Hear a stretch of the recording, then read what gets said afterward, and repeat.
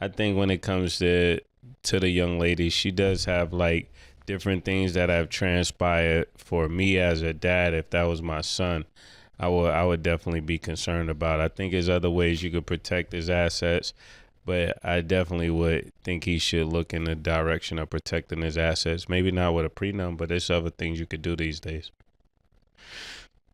Yeah,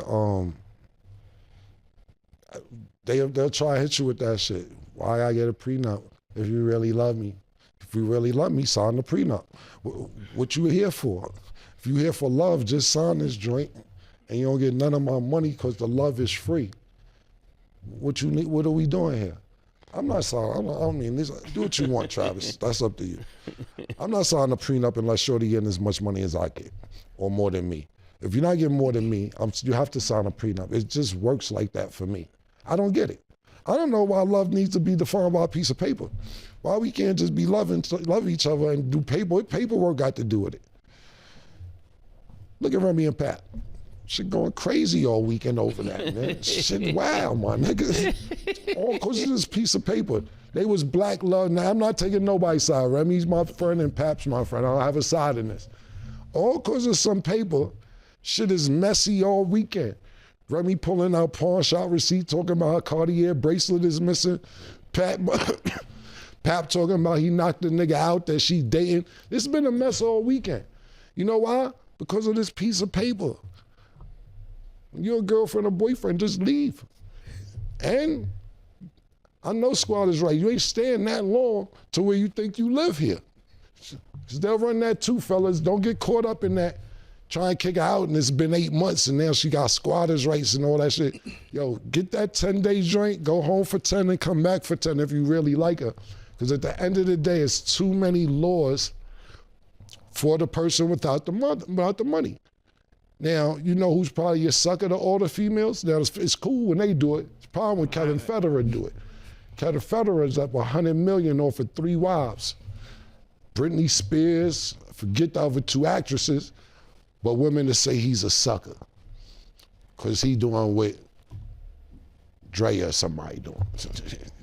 Somebody with more money is doing. You know what I'm saying? Like, yo, shout out to Kevin Federer. What happened with the Pap and Remy thing? You don't know what's going on? I was at graduations all Oh, it's all over the place. You ain't gonna catch up on this show. You gotta go to the shade room and start from Thursday. Basically, it's been alleged over the last 2 years probably that she was dating the battle rap dude that she was messing with. Yeah, I heard of that. And that's been confirmed now that Pap is going out with Clarissa. What happened was this. Clarissa won the Breakfast Club and basically, to me, she didn't diss Remy, my personal opinion. I can't tell Remy how to feel. But she's like, you know, females are a little emotional, but you know, Clarissa talk crazy. She wasn't talk crazy. And Remy just went off on Pap after that, saying he ain't see the kid and this, that, and the third, and pawn shop receipts. Then Pap got on. Pap really don't talk. Pap got on live, and he was talking for about an hour. Then Remy came back and Pap was talking for an hour? Yeah, he was talking for an hour. Pap don't say nothing. He don't talk a lot. And you know what was the illest joint for me out this? Like I said, we can't catch up all on the show. But last thing I'll say was, Pat played the voice recordings of Remy. And this was trying to be one of the most gaffles I ever heard. Shout out to Remy for even trying it. I'm gonna give Remy the credit for even trying it. And like I said, I have no dog in the race. They both my friends, both of them. But Remy told Pap, so Pap knocked the nigga out. Pap saying that homeboy came, gave him a 5 after he's fucking his wife and he didn't know he was fucking her. So Pap's attitude is, you don't shake no nigga that had sex with your wife. So he's like, basically, whenever I see him, I'm knocking him out.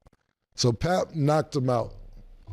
And then Remy called him, I guess it's a Remy event, Remy called and said, yo, now you wild out. Now I got to be with the nigga so he don't press charges and do all the wild shit. Now I can't even curve the nigga. I was just about to curve him. Now I got to make sure he good cause you wildin'. And I'm like, Remy a nigga, yeah. Remy playing uptown games with niggas, Remy gotta chill. But you hear her, and he played the voice note, so it was crazy how passionate she was about it. She's basically like, nah, nigga, come on now. Now you gonna do that?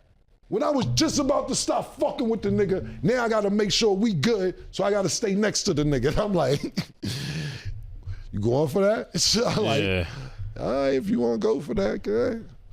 Yeah. I don't know if it was true or not, Rem. I'm sorry, I don't want no smoke. I don't want no smoke with Rem, man. Yeah. That nigga Pap got a type though. He like them joints that can protect themselves. He definitely do. That's sad. That's sad. But see, I like the last. Remy got a show. Pardon me, not a show. A song with Fat Joe called "Summertime." I heard it a few months ago, and I was like, Rem must be off parole, man. She talking spicy. Her first two bars said, "I shot my friend over a band, and imagine what I do to a bitch I can't stand." I said, yeah, I don't want no problems with Rem. Rem did shoot a friend over a band and then rapped about it and said, if I do that to the people I love, what I do to you. Some tough bars right there. This goes back to how we get here over love, right? Yeah. Sign the prenup. Oh, gosh. Get the prenup, man. Yeah, that's a lot to unpack. You summed up pretty good in like a short period of time, but we'll definitely have to catch up on a lot. Just in general, a lot of trending topics, I think. I know you're saying the ghetto, the streets, whatever you want to talk about. They want to hear y'all's opinions. You're a woman, so how do you feel about a woman having a prenup if she makes more than a guy? Honestly, I think whatever the person is comfortable with, go ahead and do that. If that's going to feel like that's going to sustain your marriage, I don't even think it's down to a trust thing. I think you do have to protect yourself and your assets and what you worked for. No matter what. Man or woman, I don't care. It just seemed like no matter how much people are in love, when the love goes south, niggas just be niggas, man. That's what it just seemed like. No matter how much love they supposedly have, I think you could tell a lot about people when things go wrong, how you handle it. What does the paper mean? What is the paper? It's just like formal commitment, really, but it's not just like, oh, we're boyfriend. Like you should get. I'm fully supportive of a proper marriage, signing the papers, saying your vows, all of that, because it's really a covenant with God. That's how I see it. So, I think it's like you're supposed to be vowing before God that you're gonna do everything that it says, but when you look at it in context, people don't do what it says. It says for rich or for poor. A woman ain't gonna be with you, you poor. It said in sickness or in health. Niggas is not gonna be with you if you sick. You hear people all the time, I had to leave that nigga. Why? That nigga crazy. That's sickness. That's mental sickness, right? she out. Yeah. So everything she putting in the vows, she not gonna do. Yeah. Just she, but not he too. I mean, most niggas be with a chick and she crazy. Yeah. And all the cheating too. Yeah. Cheating be crazy, man. Like, yo. Yeah, it's for better for worse, in sickness or in health. To death do us apart. That's but important. death do them apart. Well, Will and Jada the only ones living like that. The death do you part joint, my nigga. I guess they serious about they shit. They pushing that shit to the limit. Outside of that, you can't get me to sign nothing. Because at the end of the day, if I want to be out, I want to be out. And if you want to be out, you be out. Guess that is why, marriage isn't for everybody. But if you are in love with somebody, it's a beautiful thing. I just feel like, especially the representation I have from my parents, they've been married 20 plus years. Like, I just love them together. So I just love that. Because they from the Happy Days era. That's when it was clicking. They from the Fonz and all. Some people... they said their parents look dope together. They stood the test of time without all the bullshit and everything else. Social media, girls be want too much attention. I'm telling you. Soon as a nigga why he liking your shit? Why is he under every post? I remember I had a girl one time, right? And I came in the house and went to the refrigerator. It was a list of females I had to unfollow, like 11 joints on the refrigerator. All the @ names written out for me to unfollow. What? That ass. I just think you attract crazy. Whatever. Maybe. I'm not disagreeing. All right, let me ask you. Like you like if you got a husband, would you like him liking other people's pictures and I'm being in just the comments? not insecure. It's liking and commenting cool, like especially like if you know people, that's fine. If you're DMing, that lie again, killer. that's not a lie. Like I'm not insecure. I'm not. If you're DMing, talking about hard eyes, that's very different from liking their pictures. I don't care if you like So another it's girl's just pictures. like a guy. I know Cam. He wouldn't want his girl liking all niggas with their shirt off pictures. I mean, no, and that's not what the likes but is would he be. insecure because but- he doesn't want that? No, I don't think what that if doesn't that's make a him good one, insecure. What if it's all bathing suit, ass out pictures and titties out, and that's all he liking is those pictures? You mad? The thing about it is, as long as ain't nothing translating in person, I don't care. Stat, you free spirit. I just feel like, let's be for real. Like you think Are you free spirit? I don't know, Maze. I'm saying that's what your ideology is screaming. Free I spirit. just don't. It's just like I don't care enough to be patrolling whose pictures you're liking on Instagram. If you want to like a girl's picture in a swimsuit, I don't care as long as you ain't talking or meeting the girl who's in a swimsuit. What about in the DM hard eyes? You say you don't like That's that. crazy. Because What if why are you you DMing her? Because maybe you don't want everybody to know that he liked the picture. Yeah, Stat, you don't like people playing in your face. Yeah, nobody does. So how you got all this DMs are different from likes. DMs are very different from likes. I can't make this up. I'm not gonna use you as an I can't example. make this If you have a girlfriend and you walk past another girl and she look good, she looks good, but you keep it going. Now, if you pursue, that's different. If you look, okay, she looks good, I don't care. What's that gotta do with me? No, like for me, anytime I have a girlfriend, she got like girls, so it ain't no big thing anyway. So all my girlfriends like girls. If they don't like girls, they ain't my girlfriend. So they know they may be filet mignon, but I want turkey sometimes. Again, marriage isn't for everybody. I pray y'all find somebody y'all love. If it works for you, and if not, that's cool. You can find a girl that likes girls for Cam, or you could be married like Mace, or you could just be chilling until you find the right one like me, and that's fine. Free spirit. Sure. Yeah, but don't play in your face though. It's not free if they can't play. This is what I'm trying to say. Stay. You making up new lines. I'm not. I'm really not. I've been mad consistent. And, for y'all watching, I hope y'all take something from this. You got 3 different perspectives. Choose the one that works for you. But that is all Choose the one that's not going to have you in financial court That too. in 10 years. That too. Great advice. She's on the road to going there. No, I'm not. Hopefully she has a successful Free marriage and she spirit. don't got to go through that. Yes, and you guys will be at the wedding for whoever I marry. Yeah, I hope. listen, absolutely, 100%. Long as you mean the vows. I don't be going Listen, in you invite people me to the line. wedding, I'm going to have a prenup in my pocket, folded up. Yo, sign this shit, man. She don't even realize what's going on. Sign this joint, man. 'Cause I know what you up to. Well, y'all heard it here Well, first. think about it. We ain't got to worry about that with Stat because she's not dating the janitor. She already told us that. She's not dating any garbage men, anybody who's not the boss. They just So we gotta don't have match to worry about it. me. They just have to match me. I ain't knocking that. That is all. I'm not knocking that, man. You don't want to struggle. I don't. Yeah. And I don't want them to struggle. We match each other. I think that's a great That's thing. crazy. That's fine. That's not crazy. Y'all will be at the wedding, whenever that is, and y'all will see. And this will be played. So y'all. Your wife wants Hey. you to struggle.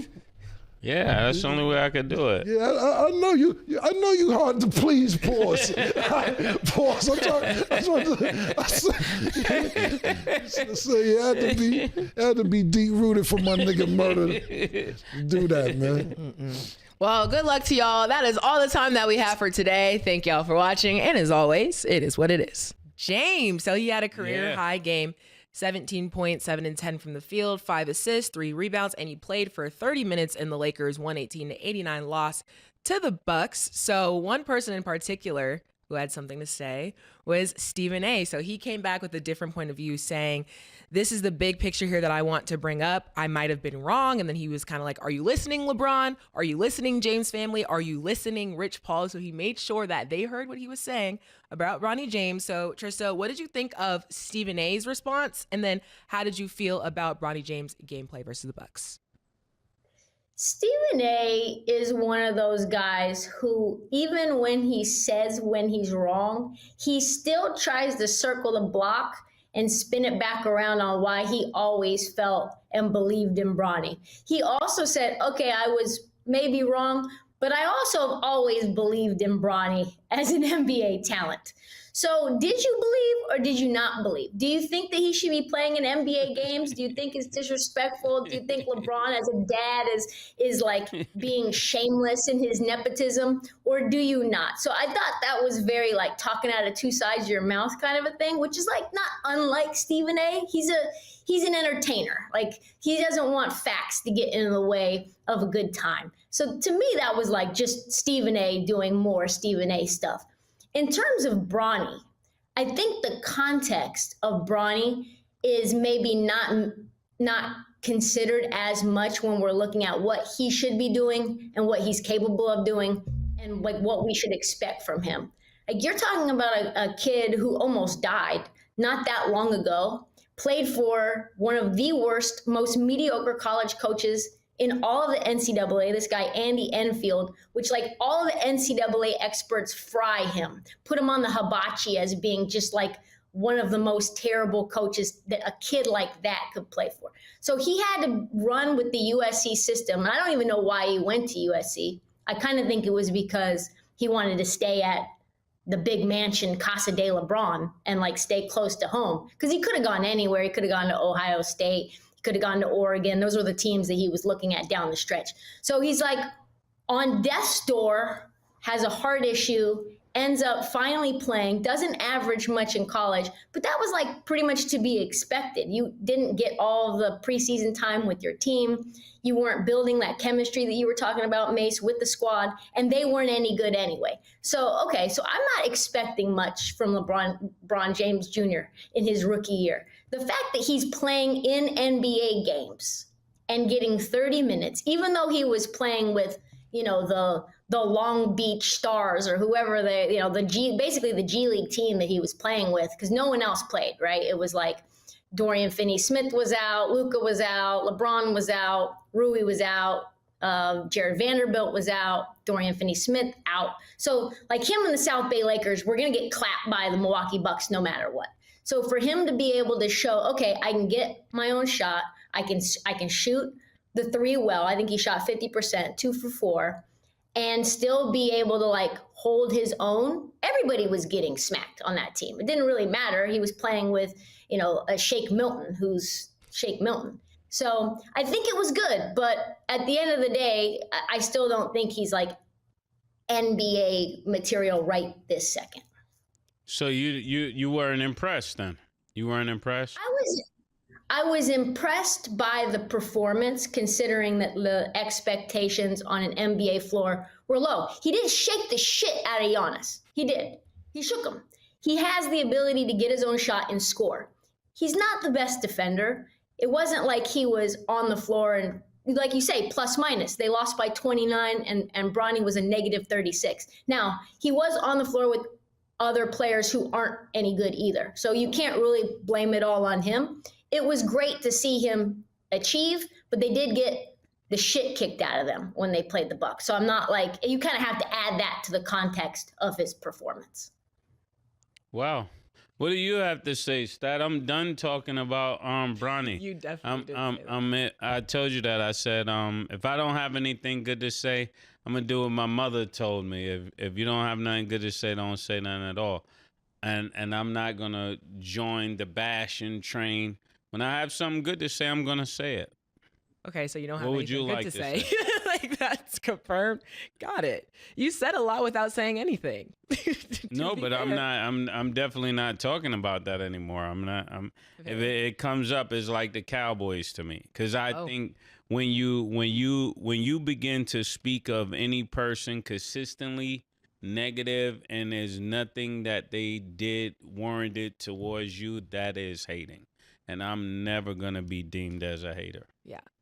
I understand that point of view, but I also think the other end is like when somebody also does well, when that's not their expectations, it's okay to recognize that. So also give interest this point of view. It's like this was not, a high caliber game, but I think it's the fact that nobody, I'm not going to say nobody, that's a strong term. A lot of people didn't think Bronny had it in him. I think to do what exactly? To perform well. I don't think a lot of people had it in him to do well in an NBA game like that. So I think seeing it is like, okay, he has something in him. This is something that we can work with, and he has that potential that a lot of people feel like he didn't even have at all. No, I've been said that Bronny could be very successful, and that's this. I will say this because it's good. That he could be really successful on that team if he's put in the right position. Pause. Like any player that has talent, it's not just your talent; it's who you play with and your role on the team. Like you could be a great player and the coach have you in a messed up position, and you're still going to look bad even though you're actually good. A lot of players that play with LeBron end up not playing as good because they have to play second, which is understandable. Mm-hmm. He's going to have the ball. And just think most times if somebody got the ball and you're 5'11" or you're 6 feet, let's say you're 6'2", and the guy bringing up the ball is 7 feet or he's 6'10", then now you become an off guard even though you're a point guard. So now all of your strengths, a lot of your strengths are immediately taken away when they start playing big ball. Mm-hmm. And people don't really look at that when they see LeBron or they see Joker. So we're not just harping on LeBron. Yeah. Any time a big person start bringing up the ball, it alleviates the smaller guards. Yeah. So that's something that makes Bronny not look as good as well because he's not the person with the ball. So now if I got the ball as LeBron or Jokic and I hold the ball to 20 seconds and then I throw it to you on the last 2 seconds, you got to force up a shot, which makes you look horrible. Right. Because you're not really just a catch and shoot shooter. The only person that can really play in that mode is a Cal Korver or who was it, J.R. Smith, or the people that was playing that role, Ray Allen. If you're not one of those people who are lights out shooter, you begin to look bad because of the style of play that he plays. Yeah. No, I totally understand where you're coming from, but I also think it also comes to when the moment is there, you seize the opportunity. Because even down to like the Spurs, Mamu had a historic night, but that probably wouldn't have happened if Wemby or something like that was playing in the game. So it's like, exactly. To Bronny's point, this was a great game. We still want to see more. Good. 17 is good. But it's okay to want to see more. That's fine. And to Trista's point, like, yes, it's situational, but it's like, I think we all want the best for Bronny. Yeah. I'm just not going to harp on it because it makes titles. Like I see when people do stuff like that, I don't like that. I don't like when you just pick somebody's name out and you run with it because it's the person to bash today, Yeah. I get what you're saying, for sure. But shout out to Bronny James. Hopefully we'll continue to see more of him because, like I said, we're trying to see some more. And like you were saying before, you were like, maybe he needs more minutes. Well, he got more minutes in this game. So you just you never know, y'all. And I'm more so talking about it's not the minutes, it's put in the right position to succeed. When you succeed in life, especially if you're a part of any organization, it's because the orchestrator or the person at the helm of what's going on has designed a plan that works well for you. That's where people succeed. I didn't succeed because I just had talent. I succeeded because there was a system that I could thrive in, just like you. You're here. It doesn't matter if we gave you the opportunity if we don't put you in a position that'll cause you to do well. Talent alone is not enough. There's a book out there like that. I think it's John Maxwell or one of them leadership books. It's called Talent is Not Enough. It's one of my favorite books. Have to go check it out. Real inspirational, y'all.